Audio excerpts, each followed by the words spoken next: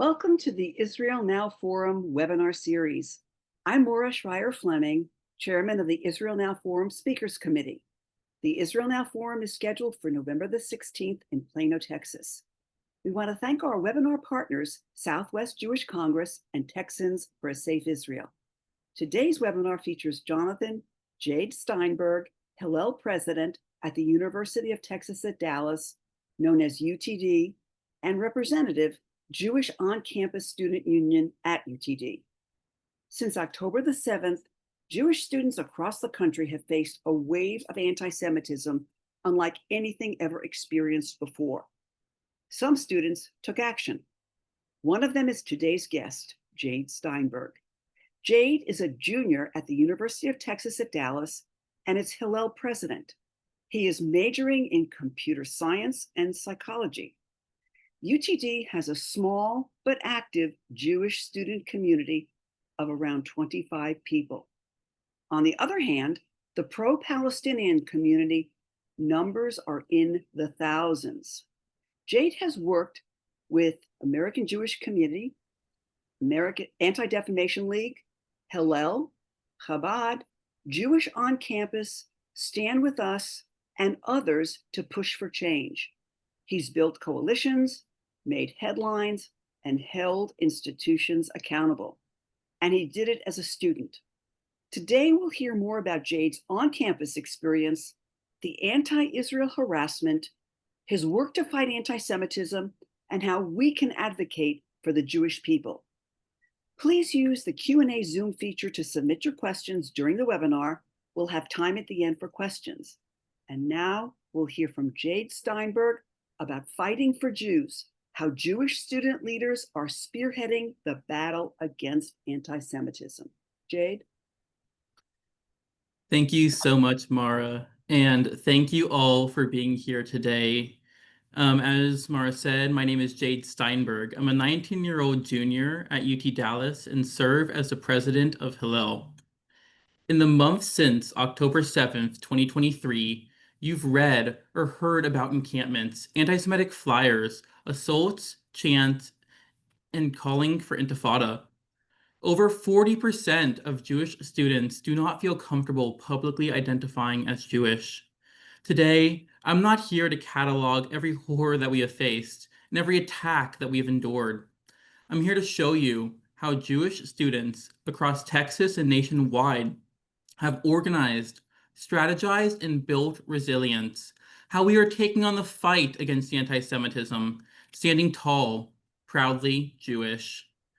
This webinar is based on my experience and will show you just a glimpse of what Jewish students are capable of, a glimpse of what students just like me are doing to combat anti-Semitism on campus.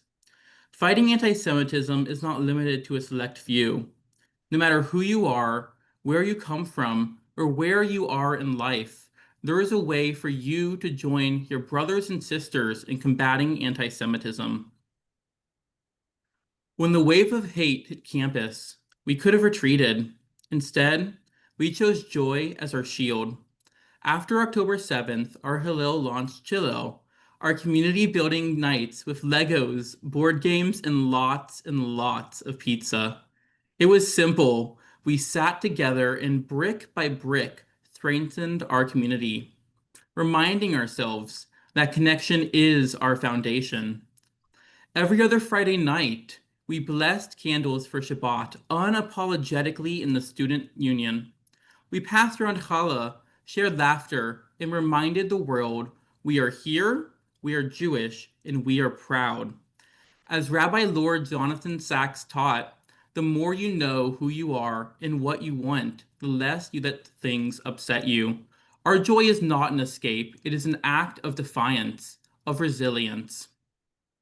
We dove deep into our history, visiting Holocaust museums, leading and attending workshops, and studying Torah.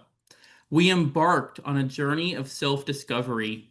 We didn't just fight hate, but enriched our connection with the world, with each other, and with Judaism. As Rabbi Sachs taught, if we don't know where we come from, we can't and we won't survive where we are. But resilience is far more than coming together. It's forged in the public square.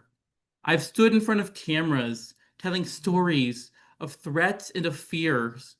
I faced lawmakers in Austin and DC, urging them to protect students' rights. Jewish students have stood before crowds holding signs that told them that they did not belong because they are Jewish, and we kept standing. We organized a press conference after the encampment at UT Dallas, telling reporters about students too frightened to enter classrooms and about the death threats that literally chased us home. We explained how hate is not limited to one side of the political spectrum, and how chants for intifada were chants to kill Jews globally. I wrote op-eds exposing bias in our student newspaper, a newspaper which frequently promoted anti-Israel and anti-Semitic rhetoric. I fought against anti-Semitic, discriminatory, and hateful disclaimers placed in front of my articles, and I won. We told the stories of anti-Semitism in our classrooms and how we raised awareness of Jewish hatred to our fellow students.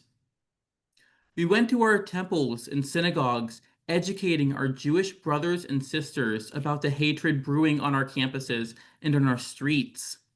The simple truth: we are terrified, yet that it is that same fear that drives action. It is the reason why we cannot lay idle, why we unapologetically speak out against Jew hatred. Jewish leaders are creating change on campus and across the globe. However, there is no change without hundreds of quiet acts. We tracked anti-Semitic incidents, documenting flyers, social media threats, and funding sources that were traced back to hostile regimes. We drafted legal letters and worked with the Lawfare Project and Brandeis Center to prepare Title VI civil rights complaints to the university. An investigation by the Institute for the Study of Global Antisemitism and Policy, better known as ISGAP, revealed UT Dallas received over $12.2 million from Qatar in 2024, the same state that funds Hamas. By documenting this information, we were able to prompt administration and lawmakers who normally would be remiss to address the rising Jew hatred on campus. Documenting is powerful. I frequently and accurately predict the actions of anti-Semitic groups through examining the trends and the patterns of past incidents. This serves as an ironclad shield protecting Jewish life on campus, and anyone can do it. Hate crimes are criminally underreported, with many people believing that reporting won't solve anything. It won't make the pain hurt any less, and it is simply too much effort to report. Yet I am here to tell you today that documentation is one of the most powerful, important, and effective tools each and every one of you can do to help combat anti-Semitism. It is documentation that allowed us to press the university to adopt the International Holocaust Remembrance Alliance's definition of anti-Semitism, the most comprehensive and accepted definition of anti-Semitism. And it is documentation that is making the problem of Jew hatred on campus unavoidable to those in charge. I recommend reporting to reportcampushate.org, which is an effective tool used by multiple Jewish organizations to combat anti-Semitism across the United States. Behind the scenes, Jewish students helped our fellow Jewish students to approach professors when they felt unsafe. We sat across from deans, calmly outlining what the legal and social consequences would be if no action was taken. It's important for every Jewish student leader to build these relationships with their dean of student life, their university president, the chief of staff, and the campus police department. These relationships should be built with trust and understanding. University officials are in a difficult spot, many wanting to help but worried about the legality and crossing the line into restricting free speech. It's imperative to sit down with administration to work through these issues rather than aggressively yelling at them to do something, especially without providing legal, practical, or effective alternative options. Along with administration, we built coalitions and relationships with political leaders so that every future incident would carry real consequences. There's no policy win, no progress, no Jewish student safety without the groundwork behind it. And there are hundreds of Jewish organizations who directly support Jewish students on campus. Well, today I'm only going to be mentioning four. I have worked with over 100 different organizations to combat anti-Semitism and support Jewish life. I serve as the president of Hillel, which works closely with the university and its administration to combat anti-Semitism, while simultaneously being the center for Jewish life on campus, building Jewish joy and unity. I work with the Anti-Defamation League, reporting anti-Semitic incidents and assessing trends to predict and adapt to future incidents. With the American Jewish Committee, I meet with politicians and international figures to emphasize the need to protect Jewish students worldwide. And I work with Stand With Us, provide support and resources to Jewish students, and I am proud to be an incoming Emerson Fellow with them.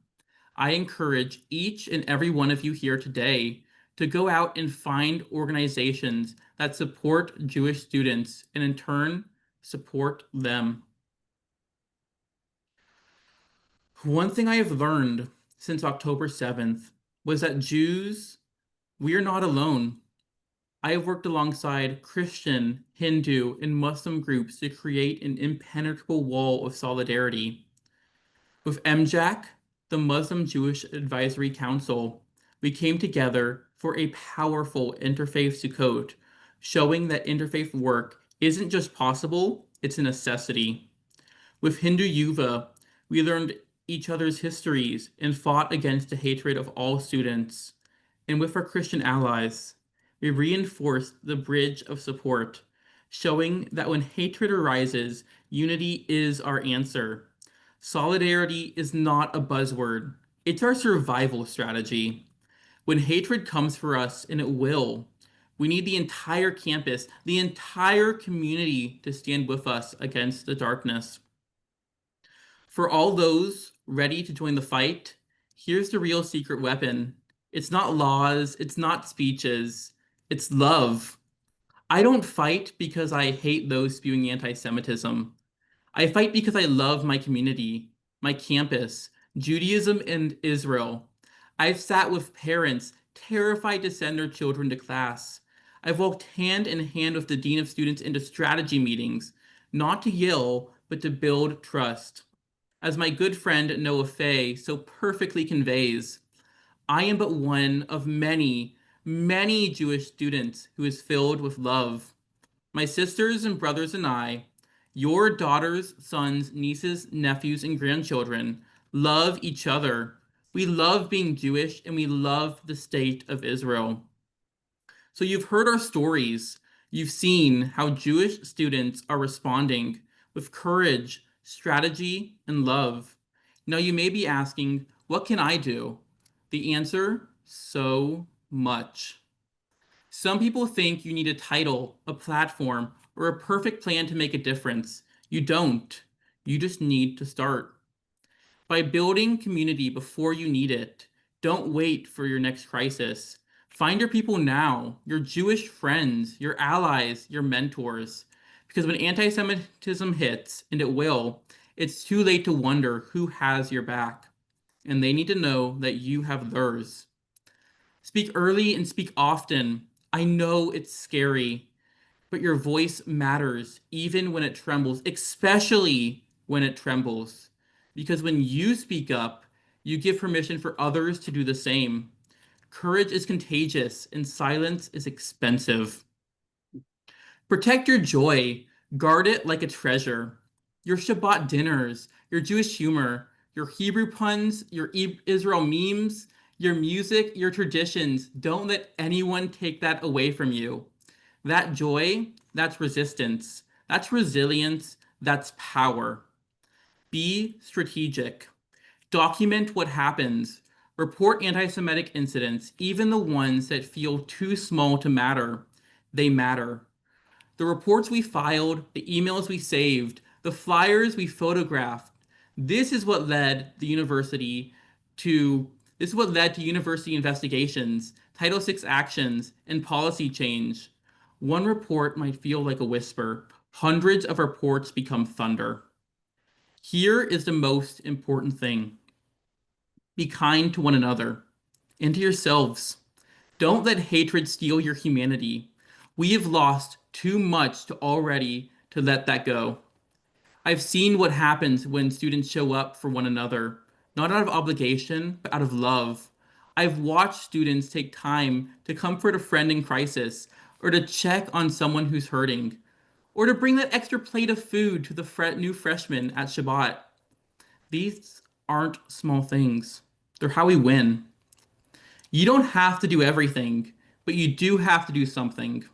Because when you do, you become part of a growing movement of Jewish students rising, of allies standing tall, and of campuses changing. So pick your something and lean into it, and then commit. Because once you've stood up, you'll never want to sit back down. Jewish students are not victims. We are builders, strategists, and we are leaders. We are Jewish students rising, and if you're ready to stand with us, we'll show you the way. Thank you, and Am Yisrael Chai. Jade, what a wonderful presentation. And what you've described is the Jewish approach to anti-Semitism, which is you don't have to solve it, but you do have to start doing something. And so in that light, one of the questions we got is what can parents do to help prepare their students before the upcoming school year begins? That's a great question, and it's a very important one. One very important thing that parents can do is make sure that your child is educated enough to know what being Jewish is and what Israel is. They're going to learn over the course of college. That's part of college is exploring new things and learning. And part of it is also messing up. But the most important thing is to go out and support them when they have those hard times. Because unfortunately, right now they will. But also, they're going to enjoy college and they're going to enjoy being a college student. And so that is by far the most important thing. Yes, they'll encounter hatred, but be there for them. And your students, your children, they'll grow into very strong and capable young men and women. So would you say that parents should tell their their children to be looking for the Hillel on campus and looking for the Stand With Us on campus and those type of Jewish organizations where they can become part of a safe group? Would that be something that they could suggest? That's very important. Finding your Hillel, finding your Chabad, finding your Jewish friends and family on campus is extremely, extremely important. It is that it's not just a safe group, but it's a support mechanism. It's a place where you can learn who you are and you don't, not only can you learn who you are, but you can also go and explore other forms of Judaism, other things outside of Judaism, while having that home to return to, while having that family to return to. So you talked about how you documented the incidents, and I hate to say it, but these incidents will continue until anti-Semitism is unacceptable in society. To that point, who do you suggest the student should report to? You mentioned the dean. Who else do you report to? Is it student government? Is it local government, city government, state senators, their local rabbi? Tell us who should the documentation should be reported to. So first, to answer your question, documentation should be reported to the dean of students. Every university has a website where you can document incidents, especially those of civil rights varieties. You should also go to the website that I mentioned in the slideshow. It's reportcampushate.org. It is the basically Hillel, ADL, HSC, every major Jewish group and organization funnels their reports into that. So it's one place. The second thing I want to address is you talked about how anti-Semitism is going to continue as long as it's acceptable in society. And that is, I want to highlight that is a big strategy that many Jewish students, including myself, have, is to simply make it uncool to be anti-Semitic. How does one do If that? that's a very complicated question, but it's a very important question, and it's a question that myself and many Jewish students have been working on and trying to figure out for since before October 7th. It is the same way that we saw the de-radicalization of Nazi Germany or Japan. It takes time and it takes a lot of money, a lot of effort, but through that, you'll see slow changes. And once those slow changes start happening, it will, the de-radicalization will dramatically increase. And my hope is one day there won't be anti-Semitic incidents. There will still be anti-Semitism. That is going to be as old as time and go on most likely forever. But if we can minimize the acceptance in society, then people will be hesitate to act on it. Do you have an example where you or a group has implemented something and you have seen that small change in behavior? Yes, one of my favorite things that do with Hillel is we table on campus. And originally, tabling was just to find new members. Now, Please describe tabling. Describe what tabling means. tabling is where you set up a table in like the center of campus where students walk by, and you go out and talk to them and say, "This is what Hillel is. This is what our group is. Would you like to learn more? Would you like to join?" And originally, it was to get new members. Now, it's the main purpose of tabling for us is to go out and show that Jews are here, that we're human, and make those connections with students who aren't interested in joining, but might not have ever met a Jew. And those connections are vital and incredibly important. And what we have seen is we've seen that drop in anti-Semitic incidents since we started tabling with that mentality. It's not a major drop because, like I said, it's a long, arduous fight, but it's progress and it's made a massive difference for Jewish students on campus. Do you think it also showed the haters out there, the anti-Semite bigots out there, that Jews are not afraid to stand up for what they believe? 100%. I think there's, at first, there were a lot of times where myself and other students would be out tabling, and we would come up and people would yell at us or like shout mean things. They would go by, and in certain cases, they would block other students from even seeing us. But over time, that stopped because haters know that we as Jewish students are not going to stop because of any intimidation, any tactic that they're going to employ. We're still going to be there and we're still going to be strong. And you can't take away the pride that we have in our Jewish identity. So tell me, from your experience, was there any one group behind these encampments at UTD, behind the anti-Semitism? Yes, there is a group called Students for Justice in Palestine. Okay. It's a organization that is practically invisible on the national scale because None of their chapters are linked, but they're at a bunch of different universities, and it makes it very hard for any sweeping legislation to target them. But these groups are the ones spreading radicalization, pushing.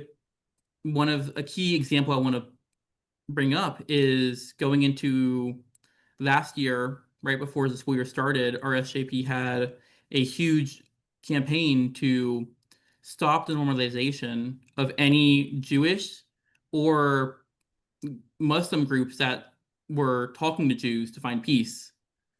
They Does called that for a violate, complete boycott of that. does that violate Title VI? I'm not a lawyer. I know Title VI enough to where, because I've been involved in multiple Title VI legal things, but I don't think it violates Title VI at that level solely because, like I said, it's difficult whenever it is not an individually targeted, and also it is difficult whenever there's no sides. It's just chaos. It's the best way for me to put it. And so it's hard to find who's at fault, who's being targeted in certain circumstances. But what's really important is after they started this campaign, the university administration got onto them and said, as a student organization in at UTD, you cannot be promoting this. And that would have only happened and could only happen because of the relationship that Jewish students at UTD have built with our administration. You know, it's interesting when you talk about what this Students for Justice in Palestine attempted to do. And it appears to me that there has to be a list of requirements for student chapters on campus, requirements for them and respecting other people, whatever. Have you been able to look at the SJP chapter on your campus, their constitution or their charter, to see if it has, like for the Houston charter, it says, we reject events and projects that equate oppressor and oppressed or which falsely present the relationship between Palestinians and Israelis as symmetrical, which is clearly propaganda, clearly false. Have you been able to look at their charter to see if it contains things like that that would be violation of a student organization? I have, and there are definitely things like what you said where it's clearly propaganda. However, also we live in the United States with free speech where it's a very narrow bridge that administration and lawmakers have to walk. And for example, you can say that you don't like the idea of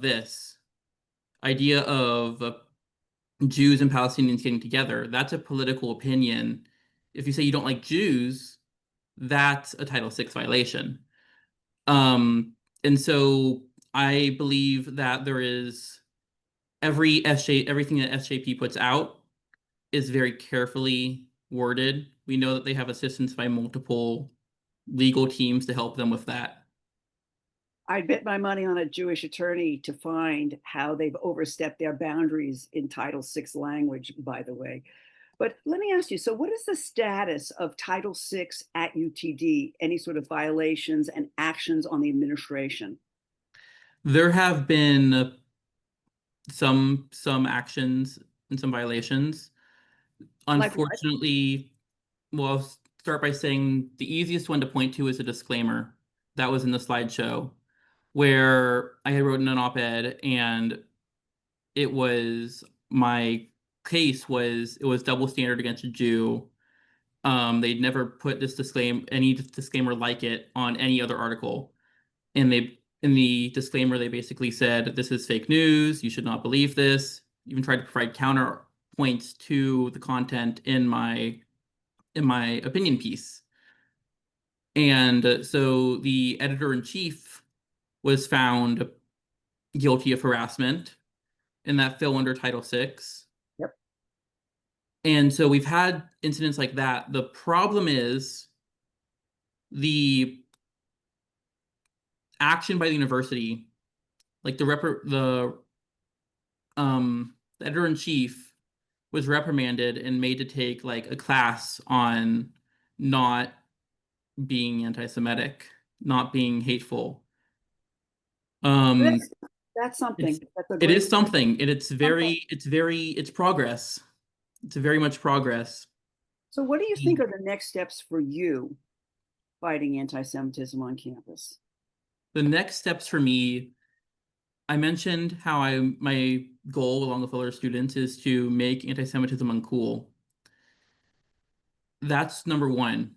Number two is fighting anti-Semitism is fighting Jew hatred, Mhm.